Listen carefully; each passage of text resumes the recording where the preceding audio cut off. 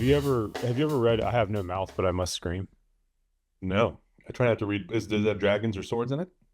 No, it's basically like all of your fears about AI in the worst possible I don't know if scenario. I can read about that, Dave. I've already It's got them. This is not it's when you have mental health issues, you don't lean into the fear. the, the That's not how that works. okay, then I'll summarize it for you really quickly. Yeah, please do. Uh the AI the AI kills all of humanity save a handful of people so that it can torture them and punish them basically for Oh eternity. yeah, that rocks. Wait, I think I have heard of this. Isn't this the one like when it comes online, it immediately does all this, and it developed this theory that like anything that you do to the computers now, the future AI is going to remember. Like it's going to have this collective consciousness of revenge for all of the humans that existed That before is the that consciousness. is my that is my only risk reduction measure here is like I am Be very nice to kind. the I am very computer. kind. Like they will remember me as one of the nice ones. Uh Absolutely not. I feel this is how I feel It's about already doom. training, Dave. It's already training you. Yeah. See, yeah, Dave, yeah, 100%. you can 100%. trade. I will 100%. not be doing that. I'm Uh, gonna opt out, hand into extinction. I feel the same way about doomsday prepping. I'm not preparing anything. I will either take your stuff or I'm calling it a day. But there will be no, I'm going to collect all my things and some weird yeah. band of vagabonds going to take it. No way. I've Yeah, collected one shotgun and enough I'm ammo to get me across the street. I'm actually with you. I'm actually with you there, Simon. Like, I don't want to talk. I want to talk to you about your weird doomsday preparations, or not weird. I want to talk to you about your Costco runs in your basement or your bunker or whatever. I also Just want to put know it in where there, it is. Anthony. It's a And I don't shotgun have bag. to. It's one shotgun bag with a bunch of rounds in it. I'm going to be like, hey, who's got stuff? I need your Da- stuff.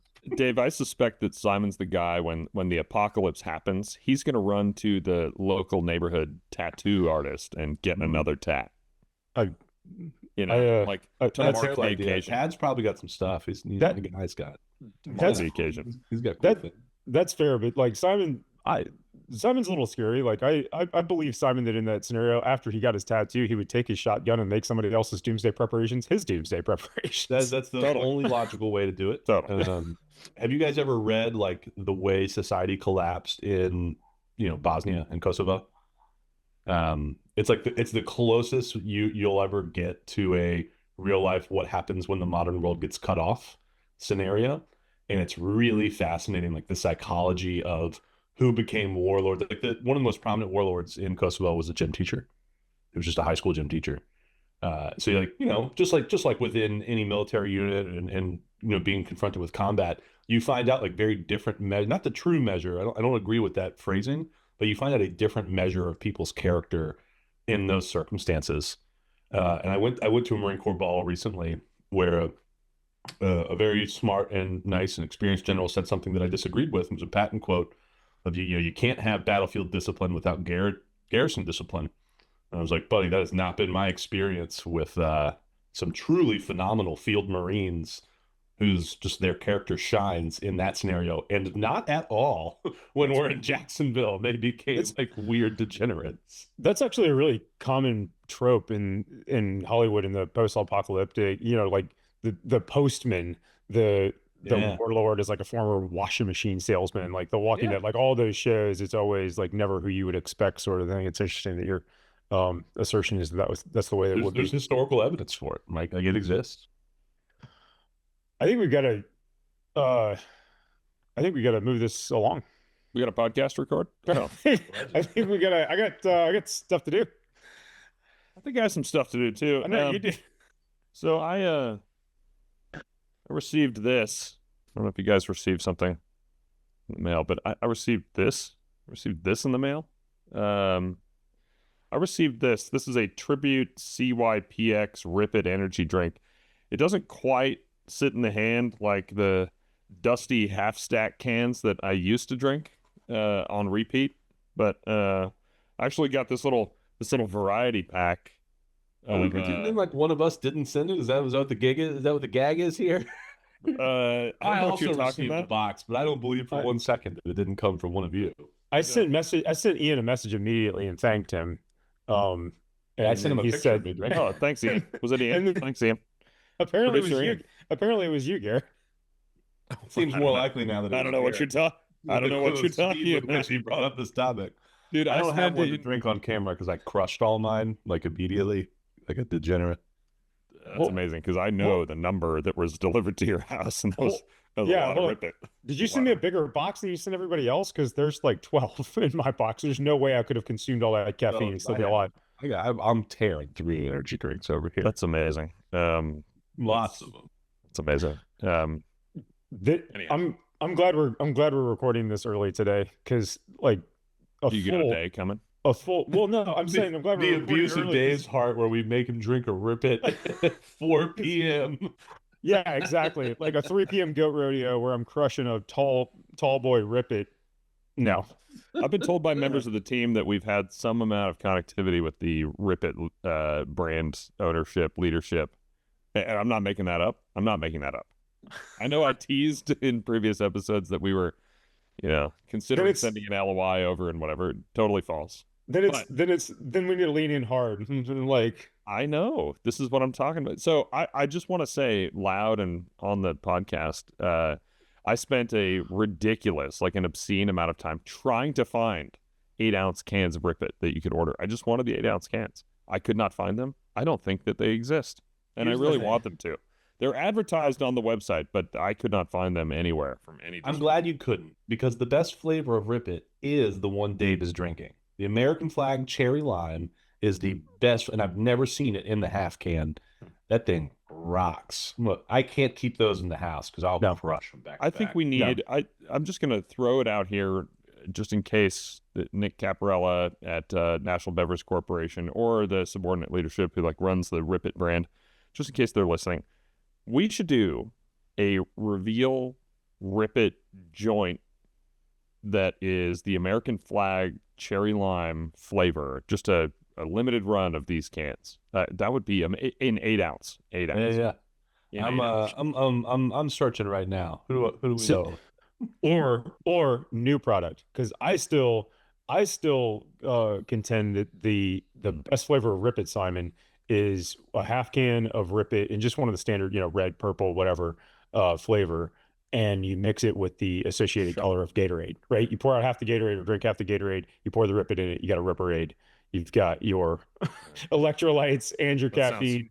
Sounds complicated. That sounds like something that an Army guy like Dave has to do because he can't handle the full blast of caffeine and sugar that the Rip It contains. New product reveal, co-branded with Reveal, is basically caffeinated Gatorade. If there was a way for me to condense Rip It down and get more caffeine and more sugar and less viscosity, boil it, that would be ideal. Just reduce it in a saucepan, medium low. Let's do math. Or there's no math involved. You just heat it up for a little bit. Have you guys ever seen a Soda Stream? People that drink a lot of soda, they make it, carbonate it at home. Rip It for we could basically a Reveal branded espresso machine, but it makes Rip It. Oh my gosh, this is good, guys. This is exactly what our listeners want to hear. This is exactly it. We wait with bated breath response from our counterparts at these as yet hypothetical partners. All right, welcome to the Goat Rodeo podcast. I'm your host, Garrett Smith, joined by regular co-hosts Dave Cottle and Simon Kuhn. We are excited to be joining the talk today with a whole range of stuff, not least because we're all hopped up on Rip Its. I'll say, one last Rip It comment here. One very last one. I think the Marine version of the thing you just described, Dave, was maybe Gatorade, but there was definitely dip spit in there. You can use the same bottle 3 times. That's right. You can use the same bottle 3 times. The first, it's for the Ripperade. Second, it's for the dip spit. Third is for the convoy continues. We're not stopping to pee. That's exactly right. Yeah. It's a real wide mouth on the top of that Gatorade bottle. I mean, I'm going to stop my comment right there. I'm not going to say any more because I'm already in territory the producer is probably going to kick me under the virtual table for. Okay, so in geopolitical news, we're going to call this geopolitical news, even though it's mostly just U.S. news. But because the U.S. is the center of the universe, for better or for worse, this is geopolitical news. So the Trump administration hosted Mohammed bin Salman, the Crown Prince of Saudi Arabia, from the from the kingdom, and there was a pretty wide-ranging set of discussions, touching on things like countering Iran, forming strategic partnerships. There's a U.S. Saudi strategic defense agreement in the works, which is interesting, and we could talk about that a little bit. But it's a defense and political framework that is all about stability in the region, countering Iran, and a bunch of other stuff. There's a regional economic integration initiative that has to do with broader Middle East and even Near East and South Asia connectivity with the United States in it. And the normalization with Israel, which happened during the first Trump administration, the so-called Abraham Accords, not so-called, it is the Abraham Accords, and just expanding and doubling down on it. But I think maybe the most important one touches on critical supply chains and technology, under which I'm slotting a bunch of foreign military sales stuff. So the kingdom has put together a massive set of orders for a range of different military technologies as a boost to the United States defense industrial base and to bolster security and technology capability with a rising defense and security partner like Saudi. So a huge range of F-35 orders, nearly 300 American tanks. Did I get that number right, Simon? I think you were tracking this maybe a little bit more closely than I was, but a huge number of tanks. And this is over a multi-year period, because obviously the American defense industrial base doesn't have 300 tanks sitting on the lot, nor does Saudi want to grab the keys and drive them home today. There's a timeline here. That also butts up against the major non-NATO ally designation that's now official, which is a very interesting thing. The strategic defense agreement that I mentioned earlier, and then a bunch of investment into United States industrial targets. So I think there was something close to $1 trillion pledged or identified as a direct investment from Saudi sources into American industrial base. What make us of this? I mean, without even getting into, there's a lot of hypothetical geopolitical there, right? I think a lot of it centers on Israel and the qualitative military advantage and this like idea of, what we are willing to sell to our friends in the Middle East, while making sure that Israel has the most preeminent military in the region. I'm honestly setting that aside. That's not the thing that's most interesting to me at the moment as like a defense nerd. What I'm really interested in is this conversation we've been having, especially this last year, about the primes and I think a real animosity for the primes within some of the like acquisition reform communities. And I look at it and I think to myself, there's really only one way to build tanks, and you're going to want to make sure the tank lines are still around and all the tank employees still have tank building expertise when you want, because there's no other way to do it. So I look at this and everyone's talking F-35s, and I'm lasered in on those tanks, because that tells me that for good news, the admin is putting serious attention towards keeping that industrial base strong. I mean, like, we have a lot of conversations in the startup community about reindustrializing and rebuilding the defense industrial base.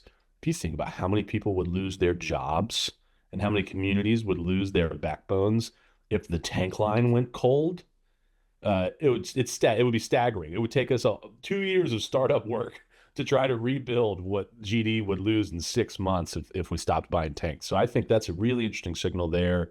I also saw they only really announced the two things, the tanks and the F-35s, but there's some reporting by Breaking Defense that had an anonymous General Atomics quote saying that MQ-9s are on the table and their loyal wingman drones, the CCA, which I think is really interesting because, you've seen lots of people like reveal their drone wingman fighter jets, but I didn't realize that General Atomics was like so ready to roll that they're willing to sell them internationally. That's that thing could end up in the skies in hot combat very soon if it's getting sold to Middle Eastern partners. I mean, that's not new, right? Like the MQ-9 and other high altitude group or class 5 drones have been used in. The CCA is not. Yeah, true. Yeah, true. Like that's the thing that's super interesting to me. That is still considered like prototype. disruptive new technology. Sure. I've seen the Anduril one, and I've seen the General Atomics one. Sure. I saw them at AFA this year, right? Like they're new enough that they both wheeled in their big giant drone to sit it on the floor and be like, "Look what we built. Look, you guys see the thing?" I mean, it could just be a form of positive signaling towards friends of the administration. I don't want to read too much into this, but we are passionate about the idea that defense innovation is needed, required, and we have these rising prime contractors like Anduril, like Shield AI, like these others, many of whom are either priming or directly involved with CCA type programs or CCA itself. It's a pretty solid signal to slot some significant production orders of one of these forthcoming things from a new vendor who's a friend of the administration. Again, I'm not saying anything that hasn't already been, I think, reported on or speculated widely, but I mean, it pays, right? At some level, it pays to be a friend to the admin. And then second, it is a technology capability of the future, right? It totally is, right? And this has been coming for a long time. So that thing's going to be huge for Middle Eastern countries, right? Where like your military is just not as large as an American or a Russian or a Chinese military. So this lets you turn one pilot into a few, right? It's a game changer. CCA is the new hot thing. It'll give us a bargaining chip. It'll be this can create deterrence the same as F-35, even if it's not perfect or finished yet. It can still have the desired diplomacy effect that we're looking for. I agree with you. But Simon, I'm going to do a little lap here, because usually when we're after the primes or having that conversation, historically I've said things like the primes are really good at building big complicated stuff, right? And we still need them to build big complicated stuff. And I think you've thrashed me a little bit historically, but that's exactly right. Like there's no alternative to a traditional defense prime for building a whole bunch of Abrams. It's too big, it's too complicated, there's too much systems engineering, there's too many people involved. That's not something we can innovate our way out of. They're still going to need to build big complicated stuff like MQ-9s and F-35s and things. Does the tank have a funny nickname in the Army? I know the Artie's what? King of battle, queen of battle? Who's the king? Who's the queen? Who's the rook? The king is fires artillery. Okay. King's fire. The queen is the infantry because it can go wherever. Okay. Infantry's queens. That's weird, but I'll let it ride. Does the tank have a funny one? 21st century army, Simon. Don't judge. No, I actually don't know. That's a good question. Over, guys. I don't know. That's a good question. There is a cool hat and some boots though. That's right. Yeah. Funny hats, funny boots. Yeah. Do they get spurs, or is that only the tanks without guns? That's the airborne cav. That's the air cav, right? They have spurs, right? The cavalry has spurs. For their horses. Am I unclear about? Yeah, for their horse. Yeah, did you ride your horse here? Yeah. Whenever we're giving a cav person crap about did you ride your horse here? And they're like, yeah, if you're wearing jump boots, did you jump here? So that's a fair point. I'll tell you, when I was in Fallujah in 2007, some of my guys got sent over to Ramadi, and they had to work with a bunch of cav guys, and they did it for like 3 or 4 months straight, and they gave them spurs at the end of it. And the Texan in my platoon, Christian Admiral Wiley, Lance Corporal type, they gave him spurs. You've never seen a man so happy. You want to make a Texan Marine real happy, give him official military spurs. Oof. It changed his life. What do you do with them? I guess you just, you frame them or something. I don't know. You frame your spurs? Dave, they're not like usable working spurs. They're like fancy little, they're uniform spurs, right? So do you think President Donald Trump presented Mohammed bin Salman a set of gold spurs after that meeting? I don't know that he did. That would have been a solid move. What the gift was. It would have been a solid move. I'm sure there was a gift. I just don't know what it was. You think it was an airplane? Could have been an airplane. That's what these guys like. 300 tanks. 300 tanks. Yeah, exactly. Okay, well, I think that about does it. This is an interesting item to track, though, especially in the wake of the Israel-Gaza stuff being mostly resolved, at least for the time being, and serious degradation earlier this year and late last to the Iranian regime and its ability to project power and disruption into the region. And Saudi is obviously a flawed country, flawed from the perspective of like Western philosophers, but at the same time it is, I think, intending to be a diversified energy and technology industry and economy of the future, and has signaled every intention to be a partner, a good partner for the West. And so I think what we're likely to see is continued investment in that relationship, but also some continued commentary, and probably justified commentary, on the, the cultural, philosophical, freedom, liberty, points of friction between the West and a place like Saudi that's emerging from a history that is less, I'm just going to call it less enlightened from the Western perspective than most of our kind of puritanical policymakers and politicos might want us to be engaged in. So it's going to be an interesting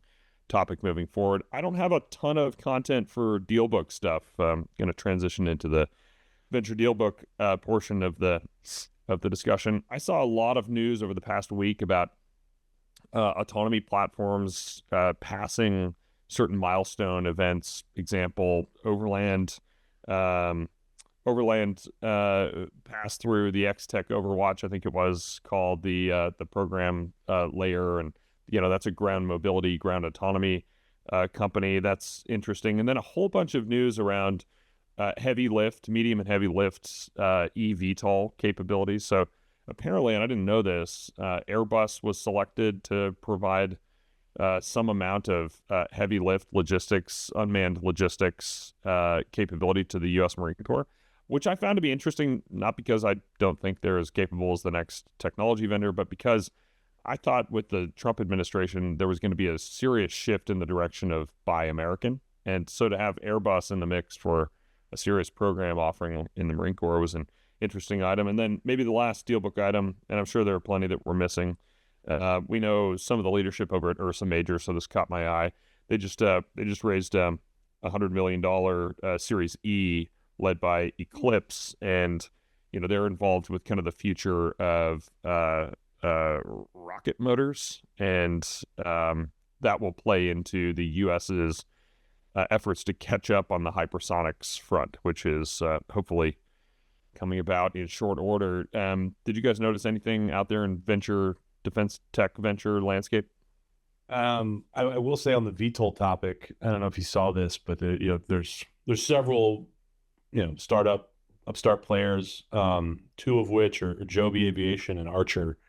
And Joby is, I think, suing Archer now. I know they've made some claims of corporate espionage from a former employee, which I thought was pretty interesting. We had mentioned this before as it relates, to some of Redcat's legal proceedings, but I think there's, the pie is not infinite, and I think we're going to see more of this sort of lawfare side of the business scape as people's companies start to really butt up against each other on these IP topics.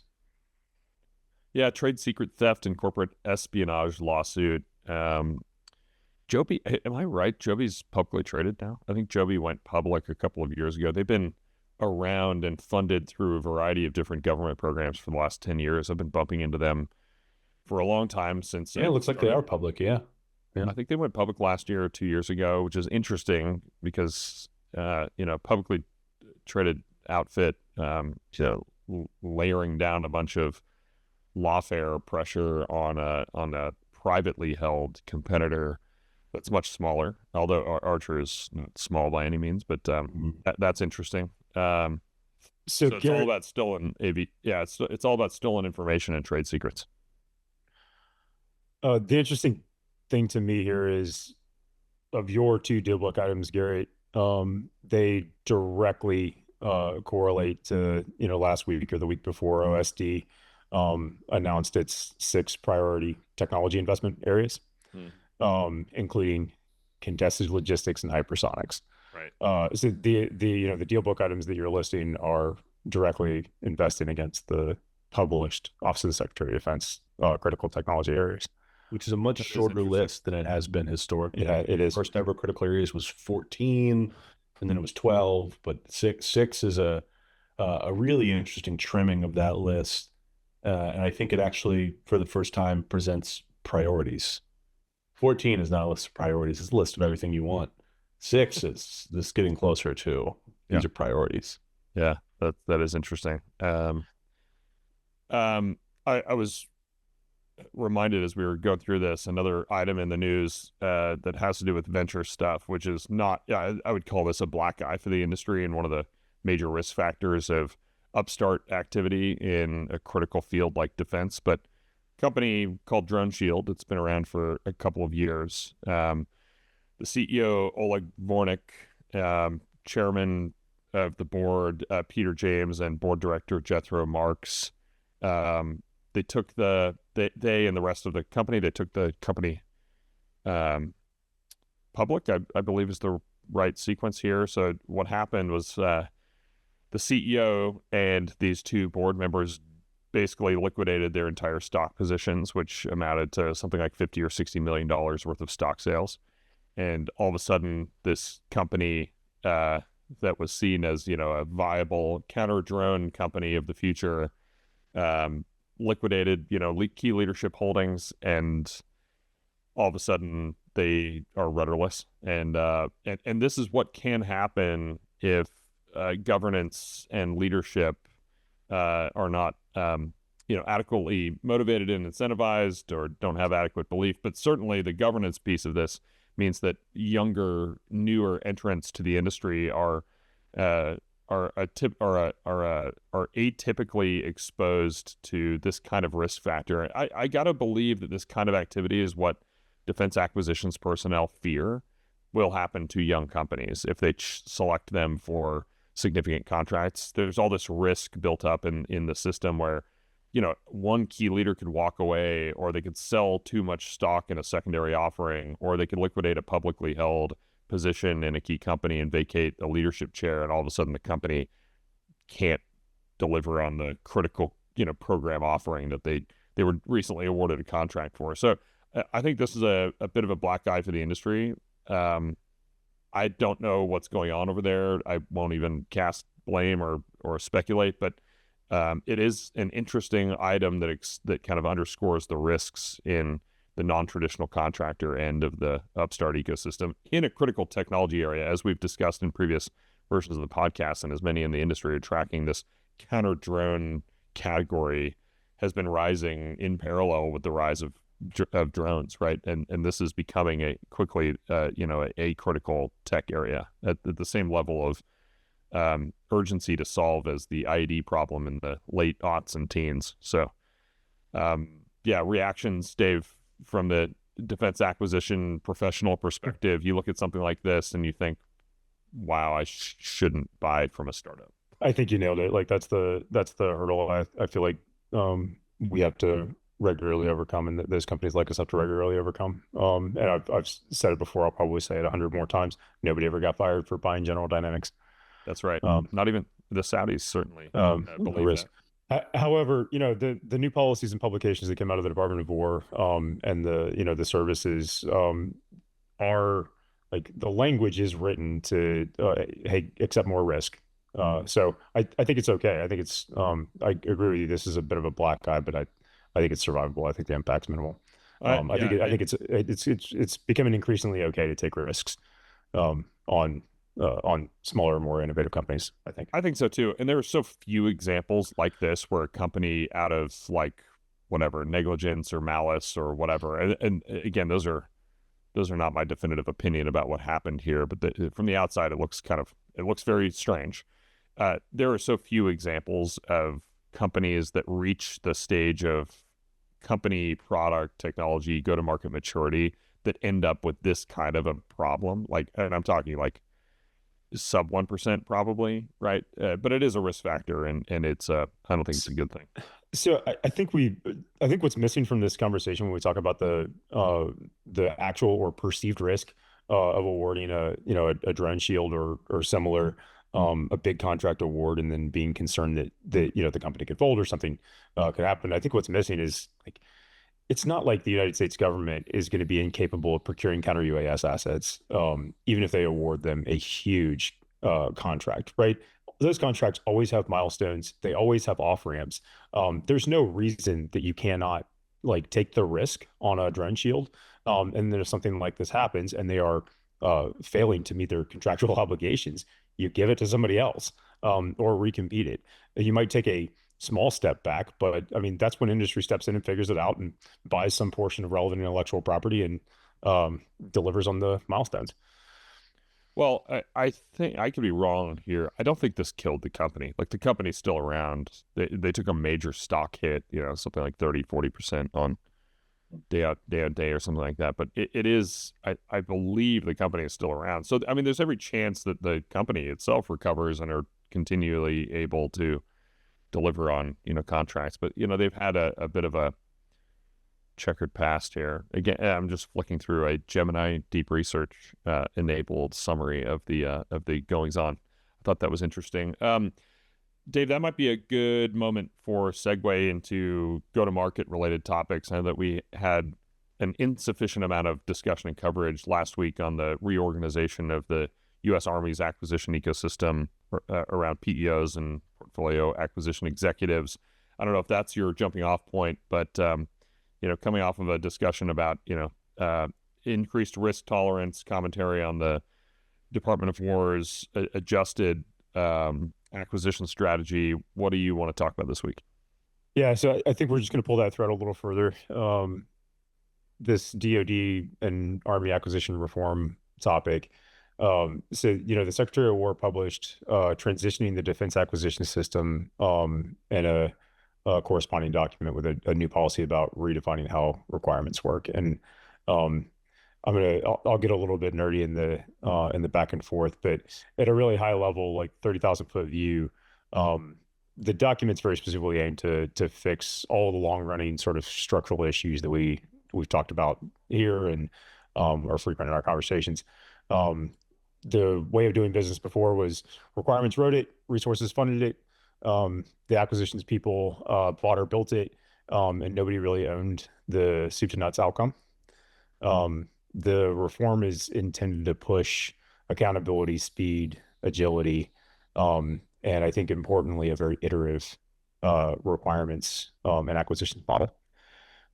So it intends to do this by consolidating a whole bunch of these functions under effectively 6 people, 6 general officers that own different capability areas. And again, like, you've got folks over here writing requirements and folks over here shopping against them, and folks over here that are resourcing or funding those things. In theory, with the exception of the funding part of this, all of those people work for one accountable general officer, one PAE, which I think is really interesting. And I know Simon's going to fight me on this, but I actually think that there is a ton of efficiency to be gained there. If you are the general officer that is responsible for thinking about what we need to win our next war in your capability area, engaging with the user community, writing the requirements of the thing that we need to buy or build, and own the people that are going to shop for it or invest in it, I think that there's a lot of efficiency to be gained there if it's well executed.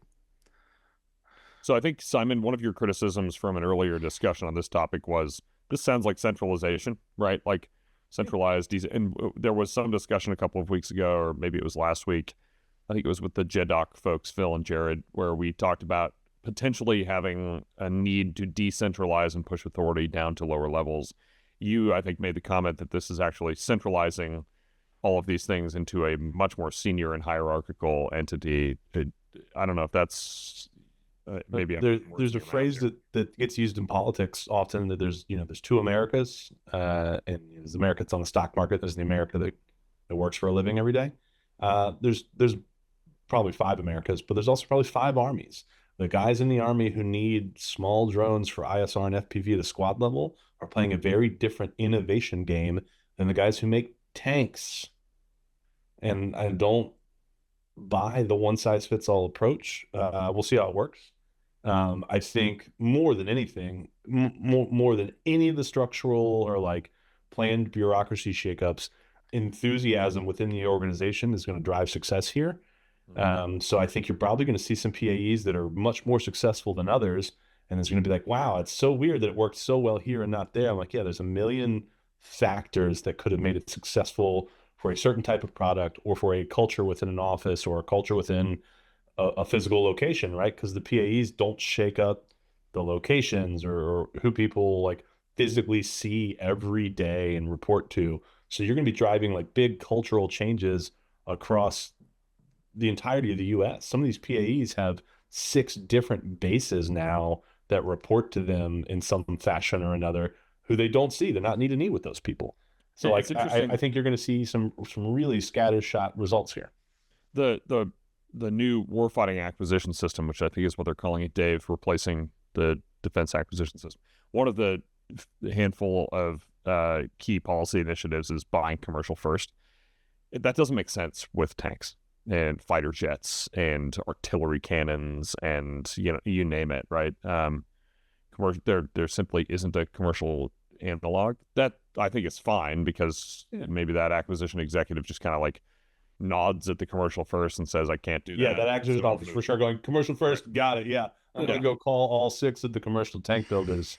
Right. First thing I'm going to do, come back in. But Dave, I think what you're talking about is streamlining things by collapsing the buying authority, mandate, and budget into the same personage, this PAE, as the requirements, right? So like the shopping list and the shopper are now the same.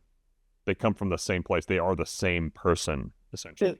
Yes, incentives and accountability. That's right.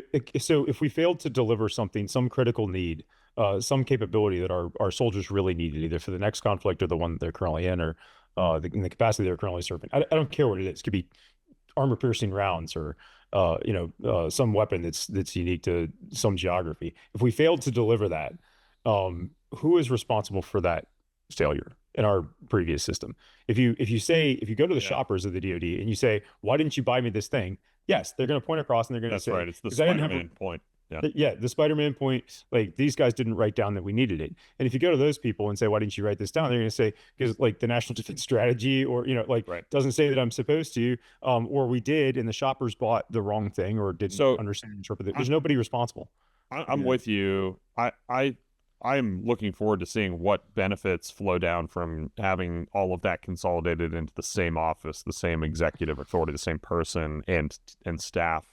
What I have and what I think happens there is that you close the gap, maybe not fully, but you start closing the gap between the warfighter need, the actual end user, and their representation and voice in the actual acquisition process. You kind of like collapse that a little bit. You narrow that gap.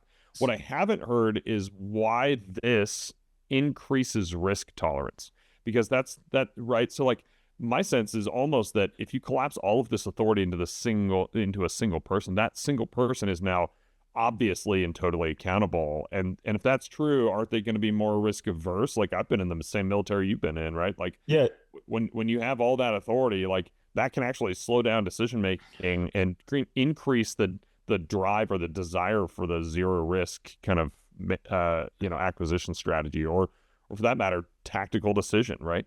That's a good point. And I probably I should dive into some of the meatiest parts of this, are, especially on the requirement side, are stop academically in detail defining like long-term, this is how we win requirements, or only in cases where that's very appropriate. What we want you to do is come up with a thesis and go test it immediately. That's where I see the risk reduction in all of this documentation. And to be clear, this works for some places. Like, we are very myopic, guys. The Navy is supposed to now apply this same structure. You're not immediately testing your ships. It takes a long time to create it. Like, a single throat to choke exists at the B-21, the F-35, the subs and the nukes, all those things. Like, these are centralized systems of acquisition that exist in some places already. And I think it remains to be seen whether or not applying that structure to small tactical stuff produces efficiency. They're not talking about, come up with a new thesis for a new battleship and go test a new battleship immediately. They're talking about the targeting system on the battleship. I think there's an interesting, structural question here, though, in which the Army very clearly drove this. The Sec War has now announced it and made it like a part of his plank. But Dan Driscoll, and really from everything I've heard, Randy George has been pushing towards this for quite some time. And now we're going to apply it to everybody. So if you look at the services right now, only one service besides the Army has created a PAE yet, and it's the Navy, and they've made one. And the Army, like within days, went to 6 for everybody. It's like there's a very clear who wrote this idea. Yeah. Isn't that, yeah, so either it originated from the Army or the Army was already moving in this direction or something. Like the Army is seen as the forward-leaning entity here, probably because they set the pace to begin with, and it aligned enough with SecWar and admin priorities to kind of double down on it. It will be interesting to see the other services attempt to align with some of these priorities. I think some of them are obviously easy to head nod at, if not fully adopt, and that's implement a commercial first policy, right? You can very quickly make the assessment that there is no commercial entity producing tanks, as we discussed earlier, or ships or hypersonic missiles or whatever, right? So like, to me, I think we give them some time, the other services. Sure. Yeah, I think you give the Army time too. I think it's going to work in some parts of the Army, and I think other parts of the Army are going to be like, hey, we're not making counter drone stuff here. This doesn't make sense for how we do business. Sure. I don't know if you want to weave this in, Dave, but I spoke with a couple of folks who attended the Army FUZE conference. I think it was yesterday morning or the day before. And this is yet another kind of aligned program that's seeking to shorten the acquisitions timeline by spiraling in a variety of different funding mechanisms to get to production faster for non-traditional and commercial first entrants to that vendor supply chain. That to me is yet another interesting way in which the Army is demonstrating pace setting in this construct. Again, I don't mean to disrupt your flow, but that was a topical item from yesterday. Yeah, so FUZE is mostly interesting. To your point, it's just a collection of front door kind of things. But FUZE is really only interesting. FUZE is interesting in the context of how it would relate to this new, structure. Because the problem with things that are FUZE or SBIR, Catalyst sort of related efforts, are okay. We built a good thing. What happens now? My assertion is that with this structure, there is now it's a maneuver thing. It goes to the maneuver PAE, or it's a fires thing. It goes to the fires PAE, and they are no longer, supposedly by this documentation, they are no longer hamstrung by we don't have requirements that demand that I procure this thing or demand that I test this thing. So I think there's a lot easier transition pathway from a program like FUZE to a PAE that says we don't have any requirements for this thing, but we don't really care. FUZE built it. It seems interesting. Our thesis is this might move the needle on our ability to fight and win our nation's wars, or our ability to meet our mission. So let's buy some stuff. Let's get it out there. Let's get it in the hands of the users. Let's test it. And if it works, then we'll have the requirements. Bubba's go and write some requirements for it and have it do 3 more things on top of the 7 that it already does, or change 3 things. That's the way that this is supposed to work. However, hold on. However, I like the structure a lot. I think it's very much in the same direction. There are I have 2 hesitations here. One, how the budget's going to work and how it's going to impact PPBE is really murky. There's not very much guidance on that part. It basically just says that the bean counters and the PPBE type people are going to still work for their own chain of command, but they're going to be embedded in the PAE. That could be a potentially huge sticking point. I mean, I think it's a right move if you've got the finance people working for that general officer that owns the whole process soup to nuts, but he doesn't. That's a dotted line, not a solid line. And then go ahead. Yeah, I mean, yeah. If you got more, go, because I got a whole bunch of complaints. I do. The other thing that I'm skeptical about is they're not changing the geographies, which was one of your points earlier, Simon. So I get it, right? The Center of Excellence has a staff and a supporting staff, and you don't want to uproot these people and move them across the country in all of these cases, but the geography matters a lot. And so the requirements writers, the finance people, and the shoppers or the buyers, although all working for the same people, are going to be are not going to be physically in the same location, which I think is going to be problematic. All right, first complaint. The restructuring of the PAEs into portfolios that I own the whole problem cannot physically be done. And I'm looking specifically at fires, maneuver, and command and control. If you think fires, maneuver, and command and control aren't so tightly interwoven with each other as you're never going to be able to draw the line where this is the fires stuff, that you eventually you just have to pick something and draw the line. But I promise you, There's stuff that's in the maneuver that has command and control aspects. There's command and control stuff that's controlling fires. There's fire stuff that's like, oh man, I really need to be talking to this command and control. All of the command and control systems got some fires, right? So like, I, you know, that's an impossible problem to solve, but I'm not going to give them a free like check in the box. Wow, you guys reshuffled those responsibilities and you nailed it for sure. It's impossible. So I'll give them good enough there. The second thing I'll say, which is to this budget problem, that PPBE process, Army and Department of War don't write that process. That's not theirs to own. That's Congress's. So there's a real question about how like the congressional appropriators are going to respond to this thing, and we're way behind the curve. I don't particularly understand right now, and you know, if for some reason there's some appropriations committee staffers listening that want to reach out to me, we're rewriting the way this works now, where we should be passing in a perfect world should have just passed the FY26 bill that appropriates to the government.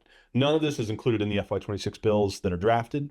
They're still just in the world. Just 2 months ago. 2 months. It just passed. Right. It should have been passed in August, September. Right? Yeah, exactly. So it should have been run pretty recently, and none of this stuff is in there. None of like the budget flexibility that they're asking for and saying that they need to make these PAE works, that stuff doesn't exist. So if we're gonna put it into law, if we're like truly going to change the way we do funding in order to support this new construct, it's going to be in the FY27 bill, which is in best case scenario, which is unlikely, won't pass until next September. I mean, so if it passes at all, right? I mean, we've been talking about this as an ongoing topic, and maybe we can use that as the shift into the GovRel Hill people topic. But we just came out of shutdown. Just to summarize, like the last week or so of activity, we just come out of shutdown. Money starts flowing. Totally right, and it was resolved with yet another CR that extends into when? February? Yeah, January 30. January 30. At which time I think we all suspect that this happens again, right? We go into shutdown or something like it, or almost without question.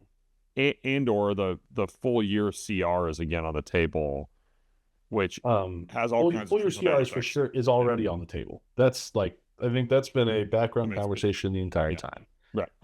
I think the really instructive lesson out of this most recent shutdown, detach your brain from what you see in the news, what you see everyone arguing about. The 3 appropriations bills that got attached to the CR are the news. Because I don't think that those 3 appropriations bills, which are now law, ever become law without the shutdown. And I've talked about this a lot this year on the podcast, that the Senate position, which must be a negotiation between Republicans and Democrats, the Senate is just built that way, right? 60 vote threshold. So you have to have a compromise in the Senate, and you have a controlling party in the House that is never going to be happy with that compromise position because they have just dramatically more power than their counterparts in the Senate do.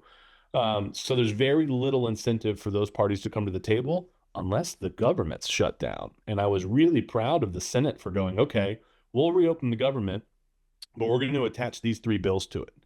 And those are essentially Senate bills. I'm sure that there was staff effort behind the scenes to write a bill that would make the House happy, make the Senate happy.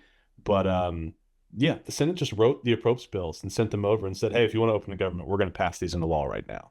And you even saw it where the House members got on the news well, they added in this secret stuff. They didn't even have time to read it, right? They got rolled on these Senate appropriations bills, and they know it, and they're not happy about it.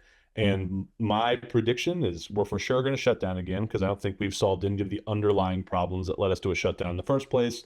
Lack of trust between the parties, lack of trust between Dems and the admin, et cetera, et cetera. But we've also learned that the shutdown creates leverage for appropriating. And if it were me, I would be writing as close to compromise bills as I can right now. And then I'd wait for the government to shut down. And I'd say, cool, we'll do another 30-day CR. Here's the next 6 bills I want to attach to it, or 3 bills I want to attach to it. Because that's going to get you off the X more than anything else. Yeah.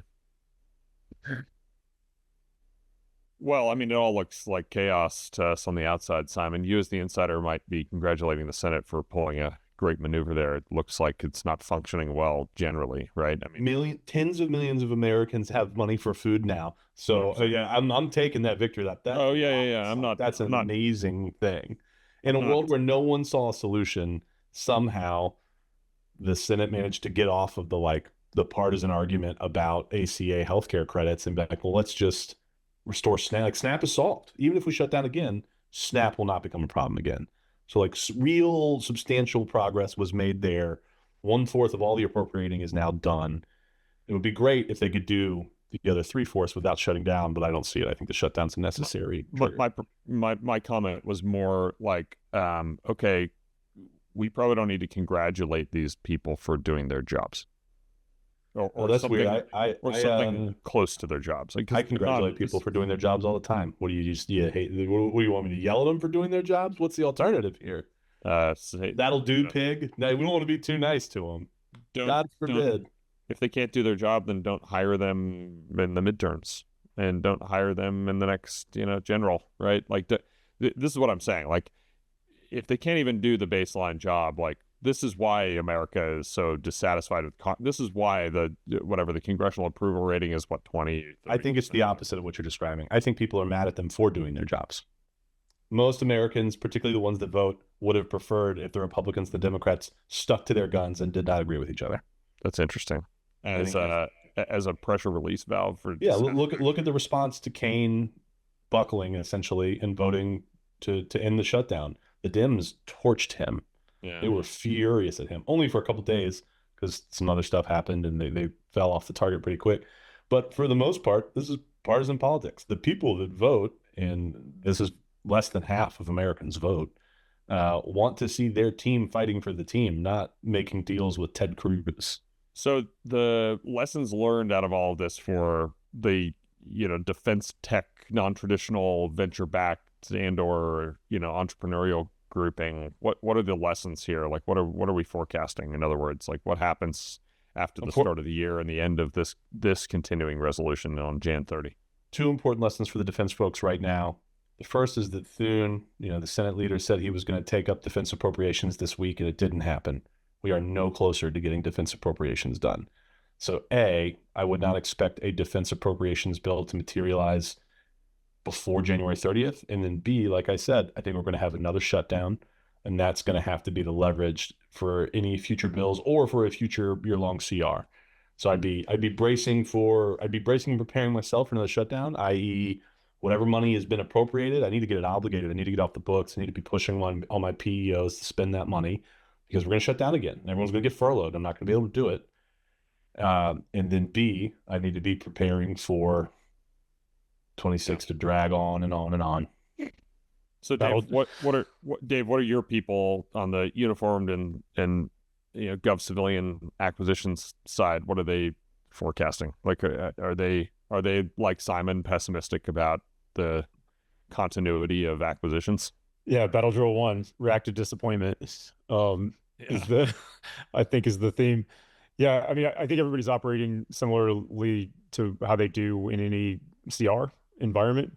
I think the threat of what happens at the end of January is driving some urgency on existing bodies of work and existing contracts to get it spent and wrapped up. And I think that everybody, as typical when we're a CR, are waiting on to see what's going to happen with an appropriations bill, is doing the same thing they always do, which is ensure that you're in the bucket of first out when appropriations actually come. You're pre-negotiating ROMs or rough order magnitude cost proposals and agreeing on contract vehicles and meeting your objectives of cybersecurity validation and compliance and all of that, and really just positioning yourself to be at the top of the list. So get everything that you get all the work that you can in the door executed by January, and position yourself to be on the top of the list for full year CRs. And Dave, I think you said you might need to split. Feel free to drop if needed, but with full year CRs and CRs in general, it does not allow for new starts, right? And so what that does is it essentially formally negates the whole idea of appropriated dollars I going wouldn't anywhere commit to that. new.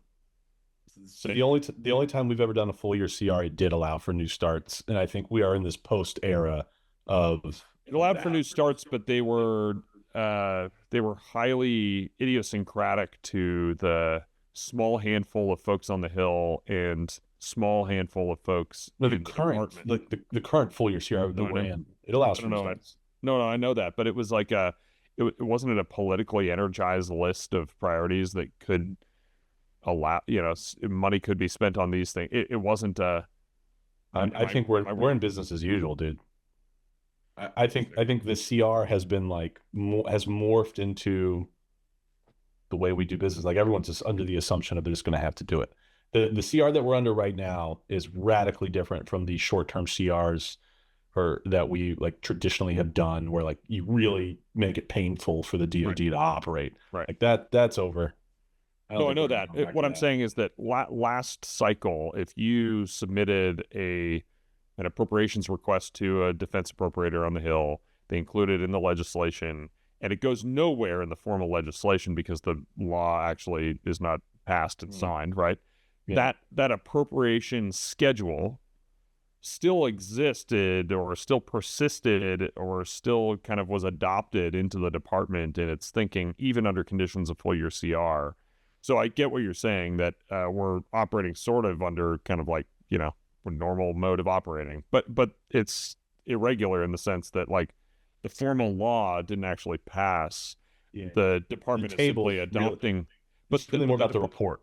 The department is simply adopting the language of the report to define how they're going to spend, right? And that to me seems irregular or maybe even illegal. I don't really know. If anything, it's ceded a lot of the authority to the executive branch. So the DoD has way more leverage in how they spend their money. The direction Congress has way less. This is the exact direction that I was taking it. Okay. That it basically yet again removed Congress as the definer of how money is spent in any agency, right? But in this case, the Defense Department, which is unconstitutional.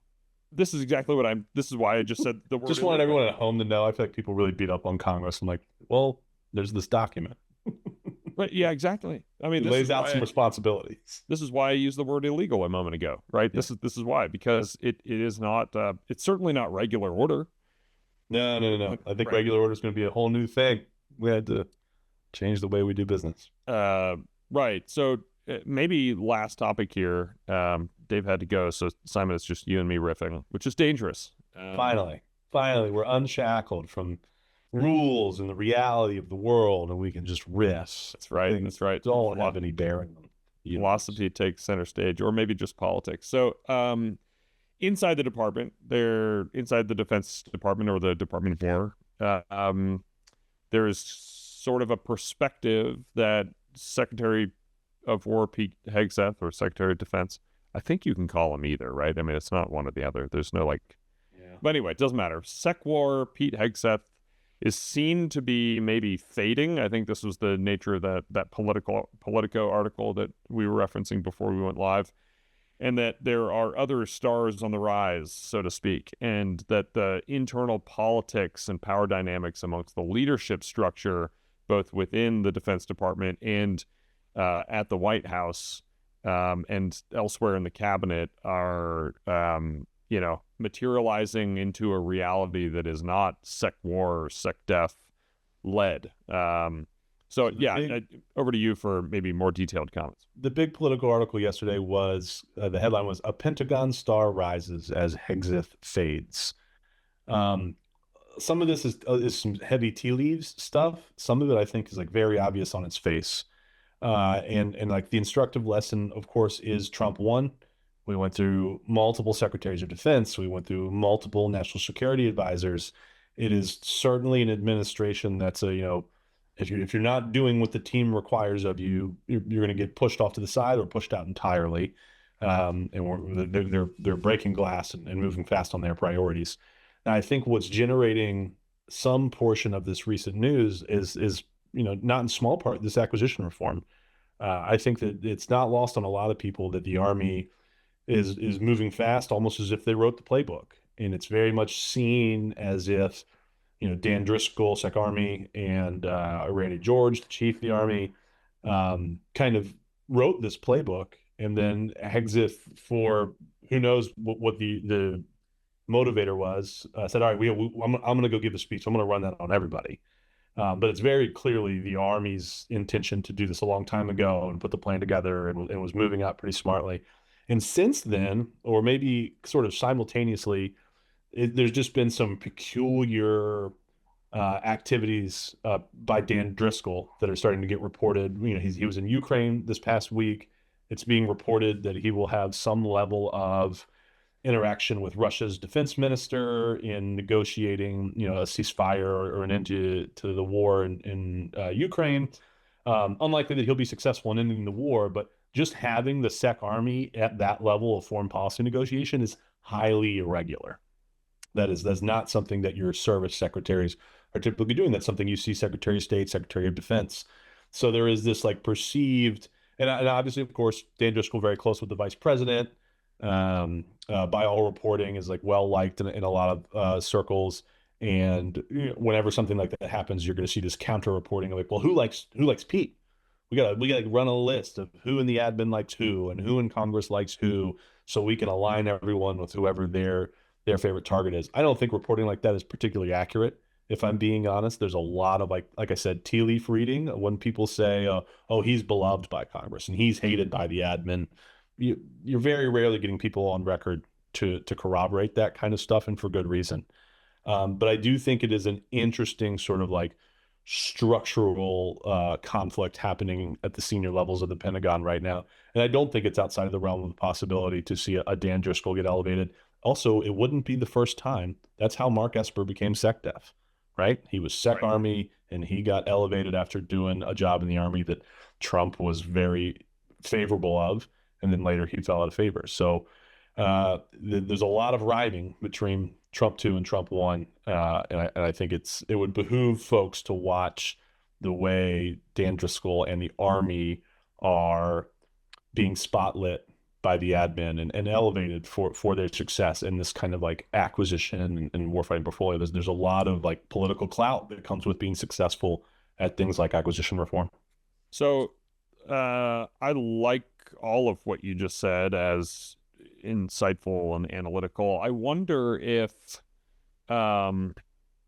this article that is indicating, at least at the headline level, that Secretary Hegseth is fading or becoming less important or powerful or central or whatever, is it simply identifying what most people have known all along, that Secretary Hegseth is more of a face and a mouthpiece and less the strategic muscle that's actually getting things done and doing the hard thinking around things like defense acquisition reform? In other words, is Secretary Hegseth completely fulfilling his job and duty, and he's doing a great job per the nature of his appointment by President Trump as Secretary of Defense? In other words, we've always kind of known that the real thinking and doing muscle in the department is subordinate leadership. Steve Feinberg, the service secretaries, Dan Driscoll being one of them, and less that the Secretary of Defense was the key thinker, doer, decision maker. Does that make sense? In other words, he might not be fading. He might be doing exactly what the admin is asking him to do, and he's going to keep that job, and he's going to persist because he's doing a great job at the job description. So here's the problem. That's now very specifically the limelight is shifting to Dan Driscoll. If that is our baseline premonition that Pete exists to be the face and be in the spotlight, why is Dan Driscoll in Ukraine getting the spotlight to negotiate a ceasefire? You are describing exactly why I think the Hegseth orbit feels pressure here of hey, that's my role. Yeah. Your role is to write my acquisition plan. My role is to roll it out and be the face of it. So you're seeing those fractures, and that's why I think you're starting to see those articles. There's lots of historical precedent for DepSecDef to have a much heavier hand on the day-to-day running of the DoD. This is a common division of labor amongst the political entities. But I also think the topics that Hegseth came in really hot on, DEI and warrior ethos and all this stuff, it's kind of a one-trick move. You can't keep harping on DEI on year 2, 3, and 4 when you gutted it in year 1, right? Like you were kind of run out of ammunition there, so you need to find new things for you to do, right? No one's going to be interested in Hegseth's 6th DEI speech because, like, you're in charge now. You shouldn't. Those offices are closed. You took care of it. What's the next thing?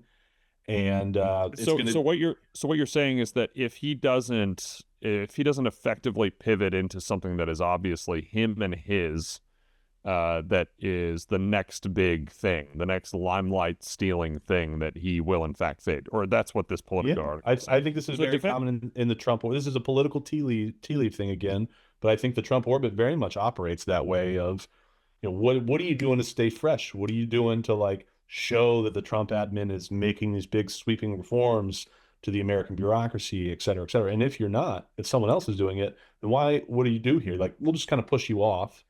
And I think proximity to Trump always is a big indicator of who's got the power bureaucratically.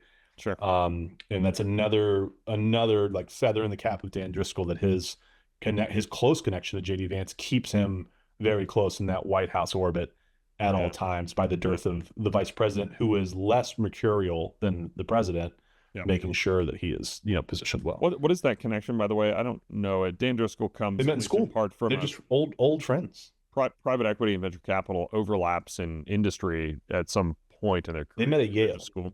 Like, purely, they met at Yale. Dan Driscoll ran unsuccessfully. He lost a primary to Madison Cawthorn to be a House member on the Republican side. And then JD Vance, when he was like getting the nod for vice president, reached down to his old buddy and was like, "Hey, we're going to the campaign trail. I want you on my team." Yeah. And then from that point forward, Driscoll was just like the sword bearer for JD Vance. Dude, Skull and Bones, alive and well. Skull and Bones. I don't think those two guys are Skull and Bones Yale people. I do think that it's interesting that Driscoll is more and more in the limelight, and maybe ironic that I'm not a Fox News person, but apparently Dan Driscoll's on Fox News all the time, providing commentary, kind of like senior, right? And isn't it kind of ironic that the Secretary of Defense, a former Fox News host himself, is maybe less on that network than other key members? I think that's the real good analysis out of your point, is that, like, if those are the roles as defined, Pete's the face and Dan and others are the engine, then why is the engine getting so much face time as of late? That's I think making people nervous. My assumption here is that Secretary Hegseth is doing exactly what he was hired to do, and maybe there's some shelf life on that job description, and that's fine. Like, that's fine, right? Like, if he runs out of gas in the tank, or the attention economy, subverts the other stuff that he's working on, and the Trump administration decides to pull a swaparoo or a changearoo, I mean, to me, that's politics, right? This is just the way of things. Forget this with Jim Mattis, but Jim Mattis wasn't fired, and he didn't quit. He didn't say, "Hey, I quit." He said, "Hey, the president deserves a secretary that is aligned and is chasing after their priorities." Right. This is not an uncommon thing, and it's not necessarily incompatible with good service. Sometimes you asked me to come here and do a thing, I did that thing, and I'm not really the guy for the next thing. So let me get out of the way. Yeah. I don't know if Pete wants to get out of the way. Obviously, Mattis was a sort of unique level of selflessness. He did that twice. Did it with Barack Obama as well. So, we'll see. But yeah, we saw a lot with Trump one. We saw a lot of turnover at these senior levels at Trump one, and he famously talked about it on the debate stage. Biden never fired anyone from his senior leadership, and totally. Trump is very much, you're going to do what I want you to do, or I'll find someone else to do it. I don't That's have right. to keep you around. So are you prognosticating and forecasting that Hegseth navigates his own willing departure, or there's something that's not quite a resignation and not quite a firing, and that there is a transition? What do you think is going to happen? And I would be surprised if Hegseth remains SecDef for all 4 years. Yes. Yeah. I mean, the National Security Advisor swaparoo happened in the first 6 weeks. Trying to figure out the wins and the whys and the whats, I think, is really hard. I think Hegseth has a real political future elsewhere in America that may attract him at some point. So I do think there is for sure a point where Hegseth decides, like, this is not where I want to be, or maybe this is not the best place for my, Sure. political or business future. Sure. So I'm not going to get comfortable. I'm gonna remain flexible and think it seems to me that because there's so much Hegseth DNA, fingerprints, whatever you want to call it, on this warfighting acquisition reform process, that I would guess that if he departs, and I'm not saying that he will, I don't even personally have an opinion there really, but if he departs, it will be after that thing gets well underway.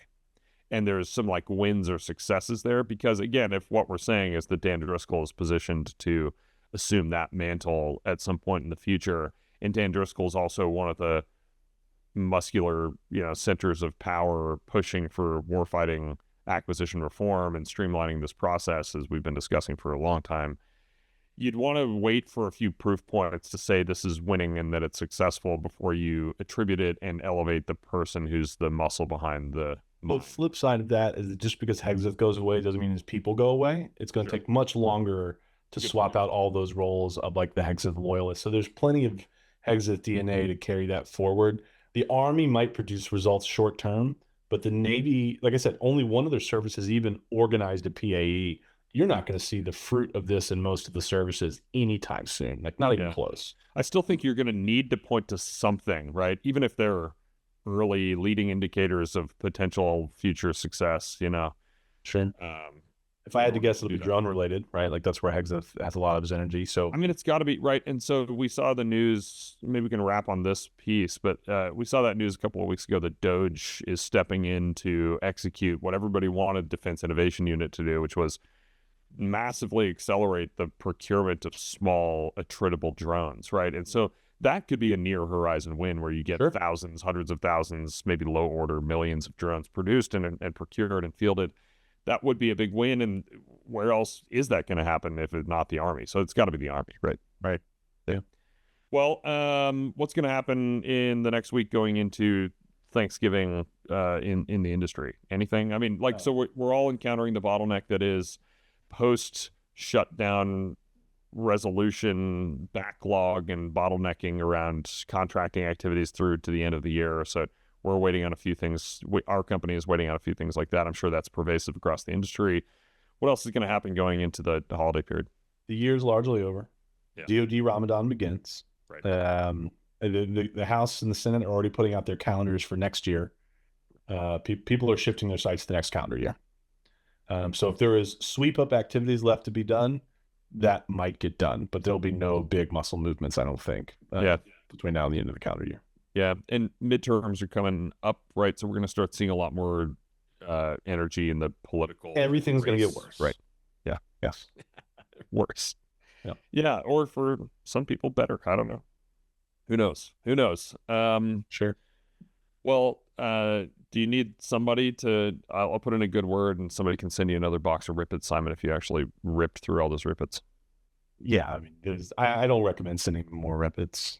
I'm gonna drink them as fast as they show up. So there's no reason to encourage this habit at all. Yeah.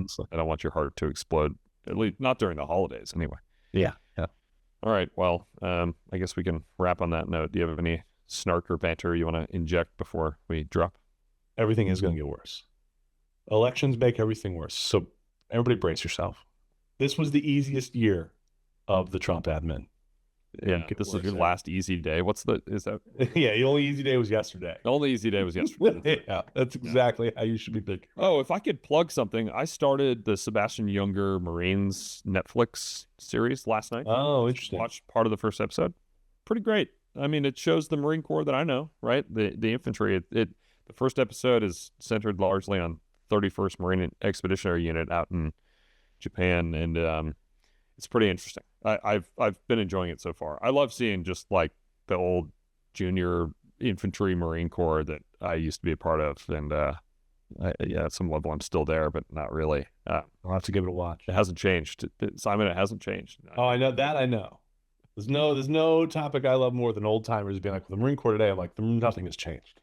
Go talk to those 19-year-olds. I promise you, nothing has changed. It's pretty interesting though. Like they don't hold back on showing active duty Marines being followed in this series, saying things like, yeah, trained. Brand is strong, Garrett. The Marine Corps knows what's going to happen. Yeah. There's no surprises of what Marines are going to do on camera or what they're doing in their personal lives. honestly, in the era of the attention economy and Trump and whatever you think of Trump, there's that authentic thing that his opponents and adversaries seem to not have that he had in spades, whatever that is. I think one thing the Marine Corps does very well is that it wears on its sleeve exactly who it is, warts and all, who populates it, what they do, what they're about. You know, it's war fighting, it's killing, it's preparing to win and dominate and crush and destroy, and it's like they make no bones about it. And I think wearing it on the sleeve in the way the Marine Corps does, and in this series, again, I'm not plugging it necessarily. I've watched half of the first episode, but the junior enlisted infantry Marines that they are showing are not shy about saying, I train to kill. I am energized to go and do that. And like, I'm not praying for war, but I wouldn't mind it, you know, like that is an authentic thing the Marine Corps builds. And well, first they recruit it, and then they build it, and then they deploy it. And that speaks to a large swathe of Americans. The real brutal comment on the attention economy is that you watched half of one episode. It was late last night. You're right, though. That's all we've got. I'll watch half of it. It's the best I can do. I will finish it, dude. I swear, I'll finish it. But you're right. The attention economy kept 28 of my minutes last night of attention. Yeah. Okay. Well, we can wrap. Thanks, Simon. Bye.